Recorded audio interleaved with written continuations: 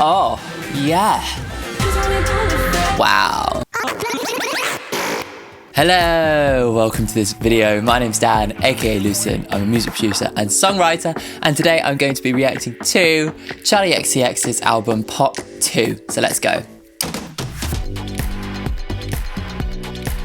So back in January, I decided to do a new kind of video where I discovered a genre, and that genre was hyperpop, and it was a crazy moment for me in my life. And it's not really the kind of genre that I usually listen to, but there's so much I could take from it. As a genre, it was so interesting, so unique, and actually as a music producer, I kind of was so fascinated by the kinds of sounds that presented.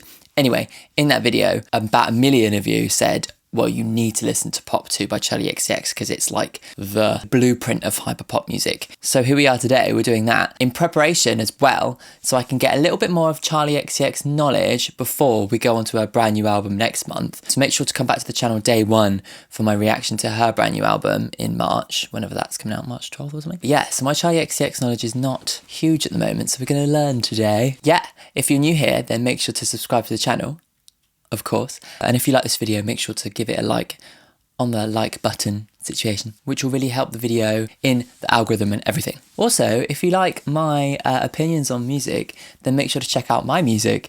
All the links for everything are in the description. It's streaming on Spotify, Apple Music, etc. Yeah, everything's in the description if you want to check that out. Right, okay, let's go. Where's my phone? There it is. Oh, hello me. I can hear myself. So this is Pop 2. Song number 1. This is Backseat with Carly Rae Jepsen. One of my faves. Love her. Ooh. Creepy. Nice. Very auto-tune robotic style voice, isn't it? I like the rhythm of this. The cadence of the melody. Ooh, cool. I can't escape all the voices, so I tune them out. Ooh. I love that pad. Oh, yeah. The tempo's slower than a lot of the other hyperpop stuff I've heard. Carly Rae.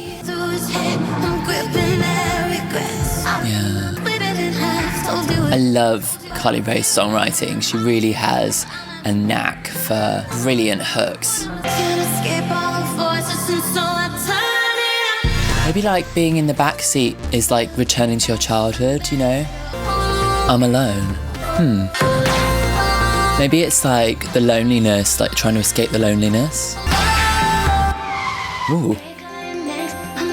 It's one of the hallmarks of hyperpop, isn't it? That real sharp production, 180.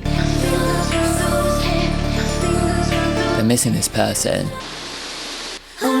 Nice. Oh, what a moment to bring in a one-piece synth bass in the last moment. It's so cool. Oh, yeah. Oh, fab, wow. Amazing last chorus, shit. And of course the car. Sonic storytelling to the max. I love the use of the rain, and I love the use of the car, the way that kind of ties into the storytelling. Oh my god, I loved that. That really got better and better and better, didn't it? That final chorus was so sick. It kind of just keeps you on your toes towards this really big crescendo towards the end.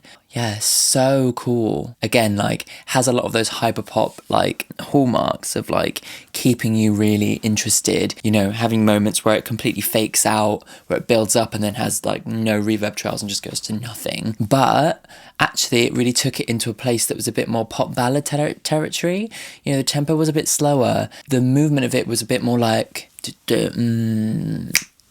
than a lot of the hyperpop stuff I did in my last video was frenetic. I mean, I love a slightly a slow tempo pop song like that is my jam. And the addition of Carly Rae, she's got such a great voice, she's got such a great knack for songwriting. I really feel like she added something to that. Yeah, very cool. I can't escape all the voices, so I turn it up. So there's a element of anxiety, and it's kind of avoiding the depression, isn't it? By going to parties, by running through the city at midnight to feel like a star. That's so cute. Oh, I love that, actually. I want it all, even if it's fake. I'm better off alone. So there's a sense of like feeling that they've like dated someone for a year and a half and maybe led them on, maybe not being committed, maybe cheated, maybe they're actually just kind of distracted by the need to escape the voices, the need for the party, the need for the alcohol, the need through the running through the streets in the middle of the night. Charli feels like she's not done this person well, and actually maybe she's better off on her own. I love that, actually. They're so good. Oh, Carly Rae lyric, I just spotted that. My fingers run through his hair, I'm gripping at regrets. Oh, what a great song, first song. Like, oh my god. Okay, let's go on to song number 2. This is Out of My Head with Tovalo and Alma. I love that quiet little synth, that's cute. Love that melody. Oh yeah. I just love the rhythm, the syncopation.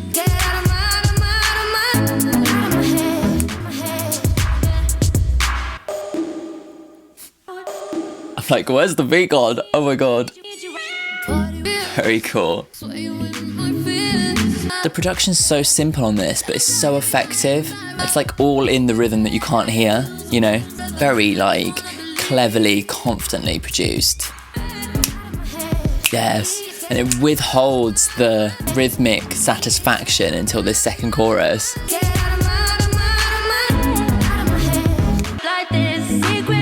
Get out of my head. Somebody that they're into that they don't feel like they should be, innit? Secretly I'm into it though. Lack of self-confidence, and yeah, there's a self-sabotage to like being with somebody who is not good for you, you know? And it all comes from a feeling of insecurity, you know?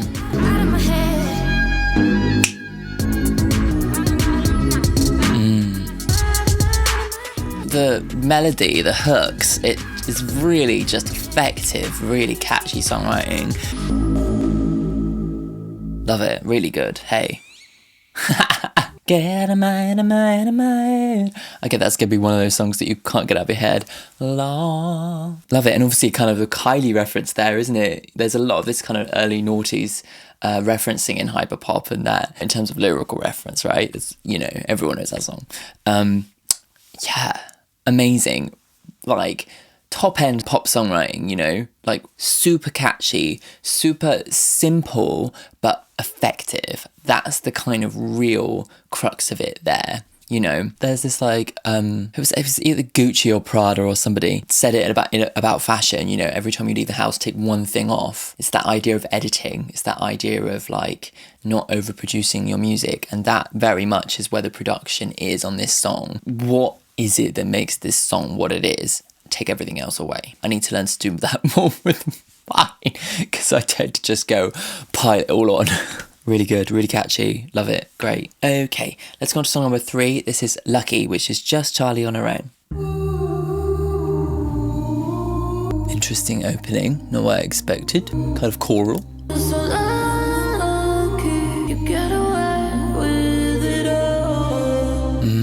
Who's she singing about, huh? Sounds like my sister singing to me.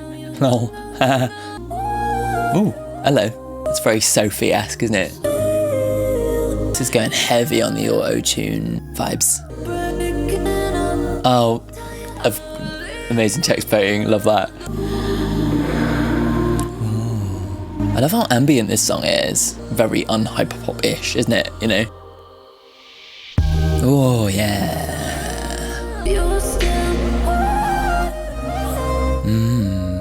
Very cool. I love how they use the auto-tuned vocoder type stuff to really great effect, you know? It's breaking free of that idea that all vocals have to sound true to life, you know? Whoa. I wasn't expecting a song without any drums, if I'm honest. It's beautiful, actually, in its own kind of alien way, you know? I love this idea that they've taken a ballad, which is traditionally very, like, straight in terms of its production and singing, you know, and really hyper-popped it up, you know? Yeah, Cool. Interesting song, yeah. Really like experiment a foray into like a traditional ballad, but with, I guess you'd call it auto-tune, but it's vocal manipulation really, where they over computerize it, make it sound like it's a voice passing through a computer, a machine, and then they fuck about with the pitch and make it so it kind of goes into all these inhuman places really suddenly, but it's used to such great effect because it really kind of creates this almost like dream-like beautiful vocal phrasing which takes you out of what you'd expect from a ballad. Autotune's always been such a contentious thing because I think that like a lot of production purists are like, music production takes away from the human nature of the vocal, you take away all the emotion out of it. But emotion isn't a black and white thing. Yes, if you're doing a track that is a very intimate, stripped back song that is all played with real instruments and you shove a shit ton of auto-tune, you don't pay attention to it, then yeah, you lose a lot of the imperfections. But when it comes to something like this, which is an experiment, you can actually add a lot of emotion to a track by taking it to a completely alien different place. It just takes it emotionally to a different place. It's actually recontextualizing what we think of emotion being. And actually, for me, that song is very dreamlike, very wistful, very kind of melancholy. And so much of the way the vocal is treated adds to that feeling. So yeah, thank you for coming to my TED Talk on auto-tune. It's a tool to be used, and some people come up with some really, really cool ways to use it. Let's go on to the next song. This is Tears feat. Caroline Polachek. This is song number 4. Ooh. Oh, okay, we've got guns. Though actually, it's kind of, again, a slow tempo. It's very lazy tempo, isn't it? Like that drum almost sounds out of time, doesn't it? Whoa, okay, yeah. Especially after the previous song, this is real cool.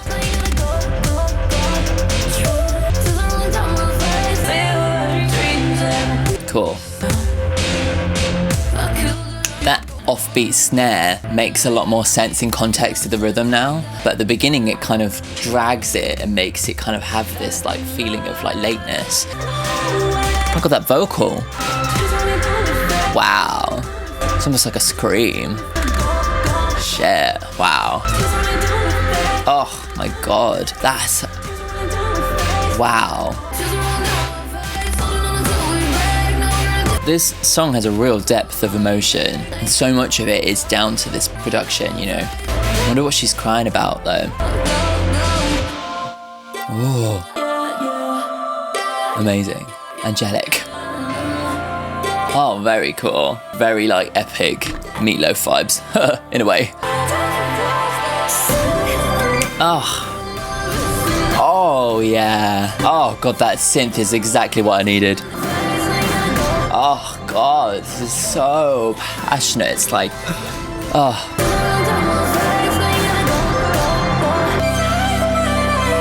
fabulous, wow. I love this. This is so fab. Wow. Wow.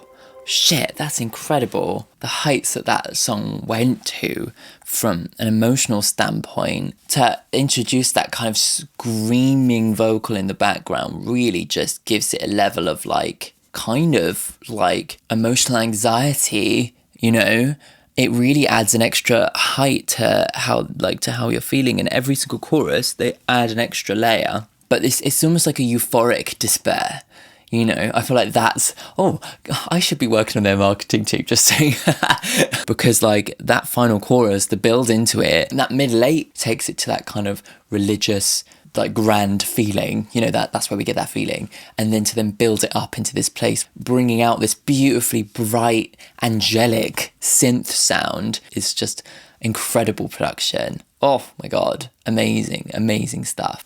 Oh, God, I'm clicking. Let's have a look at the lyrics. See through my eyes right down to where I fall apart. Wish me luck, drive through the night. Head on your shoulder, but I miss you so much. They're still with this person that they love, but there's a disconnect, isn't there? Because they're physically there, but not emotionally there.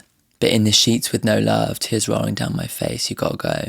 Okay, so it's like a relationship that's ending. It's like she can't help but the tears falling because of what they once had and what they don't have anymore. You gave me silhouette dreams and we made them real, something I feel. Oh my God, this is amazing. Oh, I loved that so much. And those lyrics, I wouldn't necessarily think from the outside looking in, think of Charli XCX having like heavy lyrical content, but that is really, really, really nice. Let's go on to song number 5. This is I Got It, feat Brooke Candy Cupcake and Pablo Vittar. Lots of hyperpop names right there. Charli, okay.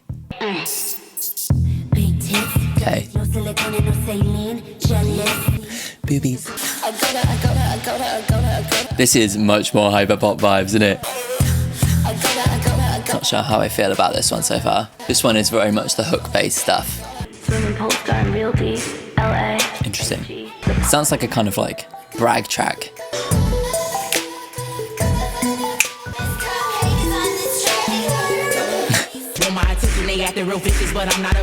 Ooh, spitting fire, as they say. I've never really liked brag tracks. There's something about it that rubs me out the wrong way. But then there is something about like underrepresented artists finding success, so I let them have it. I got it. I've got it. Okay, I get it. I'm guessing this is Pablo Vittar. Yeah, nice. Great vocals. Ooh, love this. I love the kick drum versus the bass here. Oh God, they're really going off with the production here. You know, I was saying about taking one thing off as you leave the door. Oh my God, I feel like they put one thing more on. Cool. Okay, there's so much in that song. It feels like 4 different songs stuck together. I'm not sure if I like the lyrical kind of interpretation of it, like sure, okay. I just don't relate to like a brag track. Maybe it's because I'm too British for it. Probably. I must say, if it was Pablo Vittar, beautiful vocals, beautiful singing, and I really loved like where it went with the production in that section. And then it went back to this like very spoken, non-musical hook. It's just not really my vibe. But there's so much you can take out of, like I always listen to a song, even if I don't like a song, there's still so much you can take out of it inspirationally, you know? Let's go on to the next song. This is song number 6. This is Fembot with Dorian Electra, Fave, and Mickey Blanco. Oh, I like this hook. Yeah. Yeah, okay. Oh, I love this pad and this kick drum together. Really cool.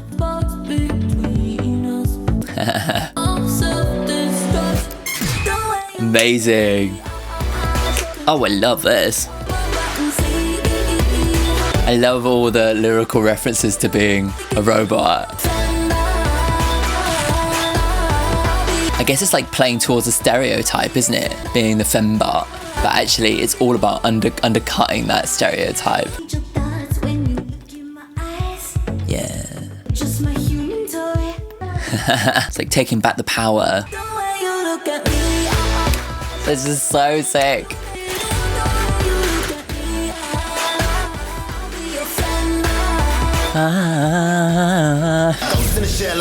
Here we go. Ghost in the Shell reference. Random. Oh my God.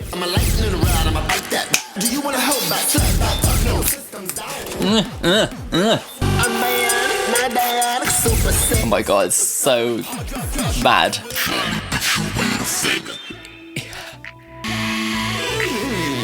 Love it. Complete gender fuckery there.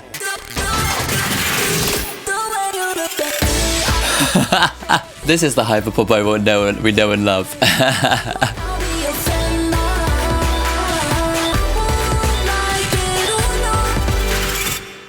Oh, love that one very much. Again, amazing hook. Production off the chain. Like madness. Yeah, that middle 8 was amazing with the rap, and then that just kind of gets more and more chaotic as they kind of descend into this like, you know, Fembot glitchy computer crashing kind of vibe. It's so clever.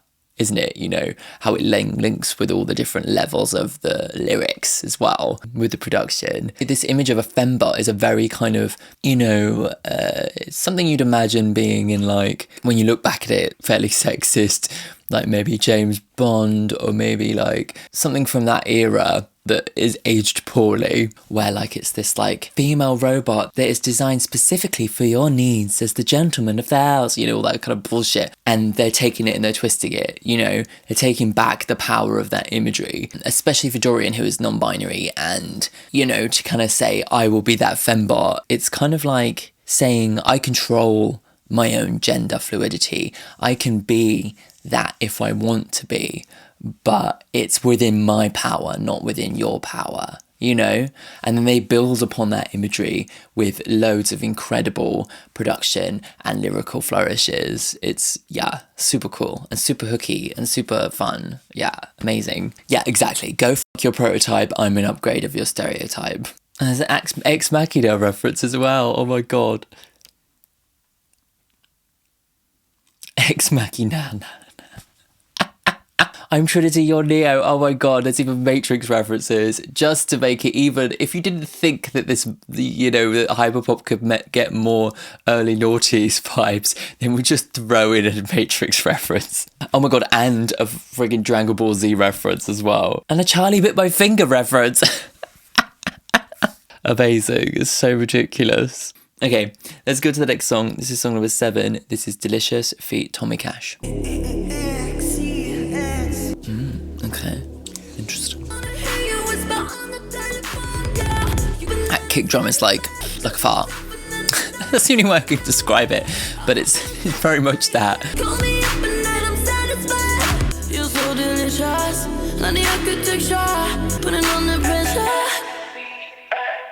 Ooh.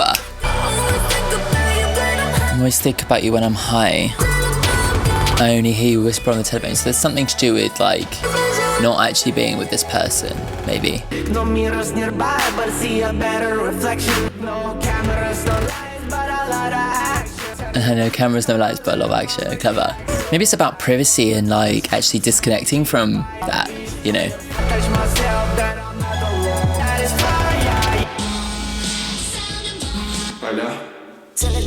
Oh my God, I was like, what the f just happened? I was like, is my phone ringing? What the hell's going on? So that's completely threw me off. Whoa, this song has changed, huh? Love this. Oh, yeah. Oh, wow. God, the production just never fails to just inspire and go and like just go off.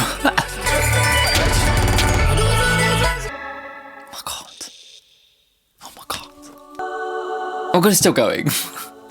Let's just chuck in an angelic chorus at the end of this. Why not? What are they saying? Why the fuck not? Mad. That was probably the most bonkers song so far. Well, maybe not. It just went to so many weird places. Like I just wasn't expecting. That bit where it like went off into like somebody's, it was like someone's ringtone of boom clap, right, going off in the middle of the song, just was such a trip. It really threw me off. No idea what was going on. But my phone had disconnected or like randomly started playing boom clap, or it was very weird. No idea what it's about lyrically. Well, there's something to do with like, I only think about you when I'm high. I want to hear you on the telephone. When you ring me up, I can, you know, touch myself and get off. So, and then I'm not alone anymore. So there's a loneliness, isn't there? It kind of sounds like a kind of almost like a lockdown song, doesn't it? Even though it was written ages before. Interesting, hey. I wasn't really feeling this song most of the way through. And then like at the end, I was. I feel like the middle eight and the final chorus were really, really, really, really cool. Hyperpop is such a cool genre, to be honest. Like, there's so much that everybody could learn from it, you know? Let's go on to song number 8. This is Unlock It, Lock It, feat. Kim Petras and Jay Park. Of course I know Kim Petras because I'm gay. I've actually seen her live like twice. Sydney Pride, Manchester Pride. I love a bit of Kim Petras. I feel like I've heard this song maybe on like TikToks and stuff, but not properly. So let's go. Unlock it, lock it, lock it, lock it. Beautiful. Cool. It's quite romantic, isn't it?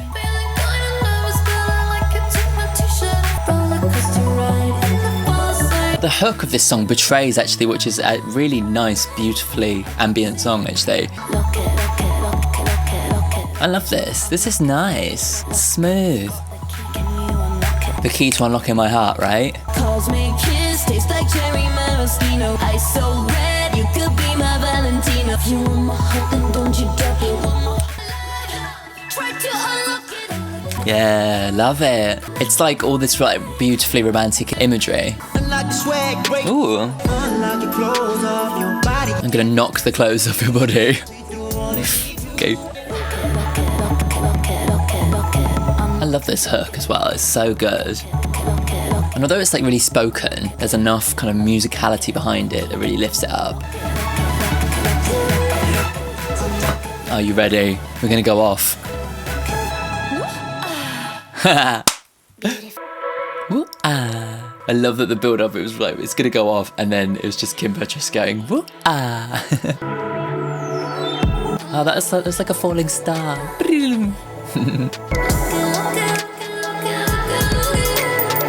Love the sound of the penny dropping.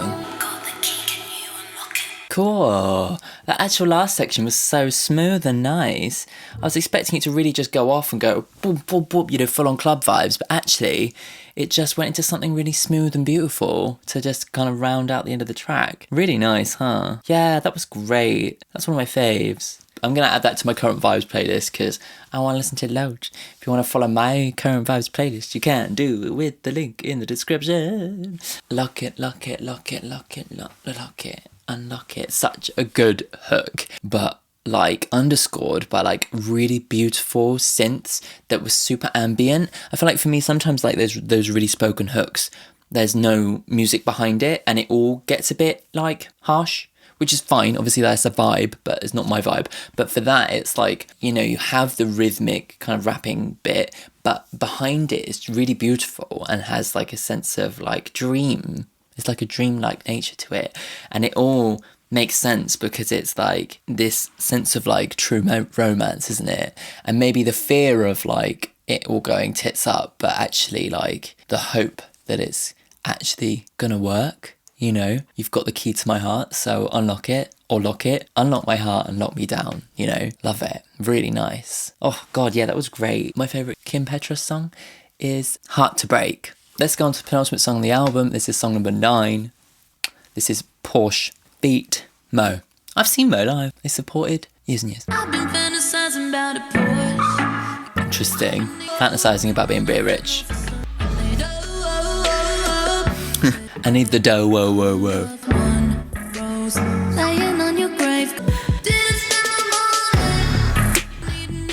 I mean, me too, mate. I wouldn't spend it on a car. I'd build a studio if I had that much money, you know. I wonder who they're singing to. Maybe a loan shark. There's some kind of romantic element to it, right? Yeah, you spend my love, then I spend my money. Baby, I just gotta let you know. Maybe it's like, we split up and I don't actually care about you, but I do need some money, so could you lend me some money?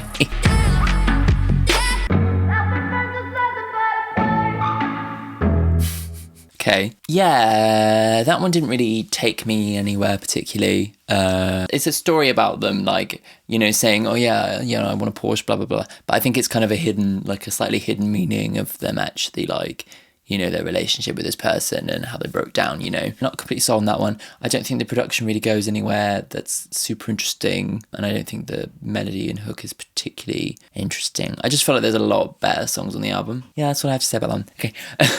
Before we go on to the final song of the album, if you're new here, then make sure to subscribe to the channel. I will be covering Charli XCX even more in the future. Yeah, if you want to keep an eye out for all of my Charli XCX reactions, then you'll have to, yeah, subscribe. And like this video as well. And if you want to check out my music, the link's in the description.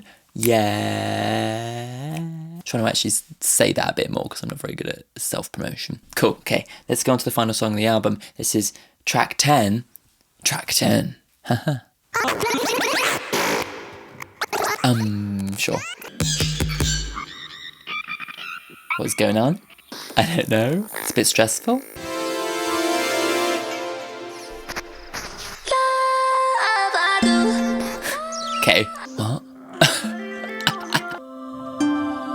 There's a lot of angels in this album. And every time you say the words, I don't know what to say. I blame it. Ooh, I like that. Fuck it up. I blame it. I recognise this hook. I don't know why. I can't help it. I don't stop. I quite like this one. It's a big misunderstanding. I just hope Ooh.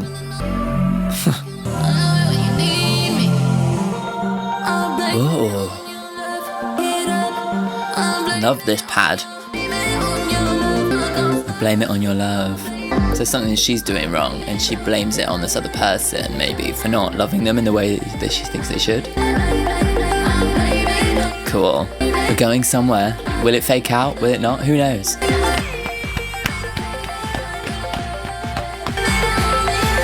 You ready? I'm not.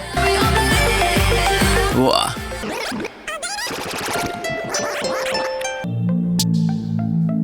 Very interesting. Whoa. Whoa, yeah. This is a real kind of finale showcase, isn't it? This final song.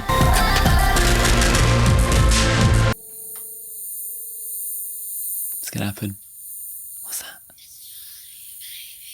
It's Charli, baby. Cool. That last song was kind of felt like a, you know, like a summing up, maybe like this idea that like actually all my problems don't lead down to this other person that I keep on blaming. Actually, maybe it's just me. I need to sort myself out. So I quite like that as a realization.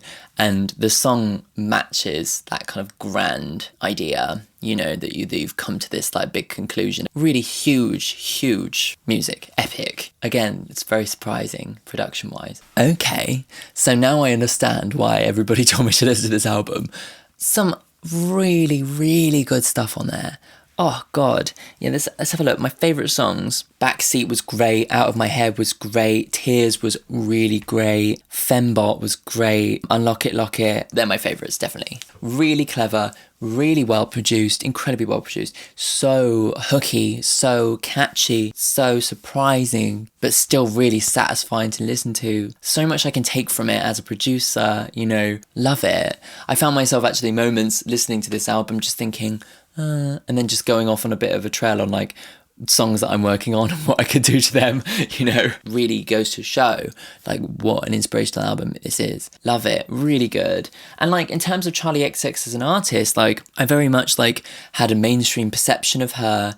I think that the songs that I knew, basically Boom Clap, the one she did with Christine and the Queens, Gone, which I love, very different to this idea of Charli XCX, which is this like really kind of experimental artist who gets a lot of other artists coming on but still manages to hold quite a central vision. Yeah, really clever, and showcasing a lot of artists who are kind of underrepresented. Like I guess she's definitely like the most mainstream famous of these artists, but like is using that to kind of take it into this genre which is definitely not mainstream, and uplift these artists who aren't mainstream as well, you know. So I'm definitely getting a new appreciation for her as an artist, and I'll be really interested to listen to like future projects from her. Definitely let me know which album I should listen to next. I think the next reaction is probably going to be her brand new album coming out next month, but make sure to let me know what other albums I need to react to as well. And please recommend me even more Hyperpop as well. I feel like I'm just near the beginning of my Hyperpop journey. So if there's any artists or songs that you want me to react to, then list them in the comments, and I probably will do like a Hyperpop 2 genre-wide video. Yeah, cool. Thanks for tuning in. Next week on the channel, we are doing story time. Haha. So make sure to tune in for that, which is the title of the video is going to be The Show That Changed My Life Twice. And it is a real big personal moment of my musical journey in multiple stages of my life. So yeah, I'd love for you to tune in for that video. Yeah, so I'll see you again next week.